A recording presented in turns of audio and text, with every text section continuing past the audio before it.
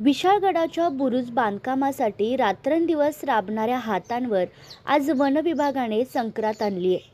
गेल्या 4 महिन्यापासून ज्या झोपड्यांमध्ये या कामगारांचे संसार फुलले होते, त्या झोपड्या आज एका क्षणात जमीनदोस्त करण्यात आल्या. गडाच्या पायथ्याशी असलेल्या 10 झोपड्यांवर वन विभागाने JCBच्या सहाय्याने कारवाई केली. विशेष म्हणजे बुरुजाचे काम आता अंतिम टप्प्यात आले होते. फक्त 15 ते 20 दिवस द्या, काम संपले की आम्ही स्वतःहून जागा रिकामी करू, अशी विनंती कामगार महिलांनी टाहू फोडून केली. पण वन अधिकाऱ्यांनी कोणाचेही ऐकले नाही.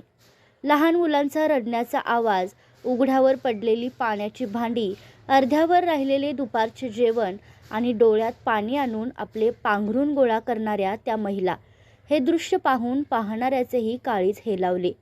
वन विभागाच्या म्हणण्यानुसार हा परिसर बिबट्या आणि गव्यांचा वावर असलेला आहे. सुरक्षेच्या कारणास्तव आणि पूर्व परवानगी नसल्यामुळे ही कारवाई केल्याचे वनक्षेत्रपाल सुषमा जाधव यांनी स्पष्ट केले. मात्र या कारवाईमुळे ऐन पण या बुरुजाच्या पायात आपल्या कष्टाचा घाम गाळणाऱ्या या गरीब कष्टकऱ्यांच्या उघड्यावर पडलेल्या संसाराचं काय? कामाच्या शेवटच्या टप्प्यात हे मजूर आता उघड्यावर पडलेले आहेत, अशा भावना नागरिकांमधून व्यक्त होत आहेत.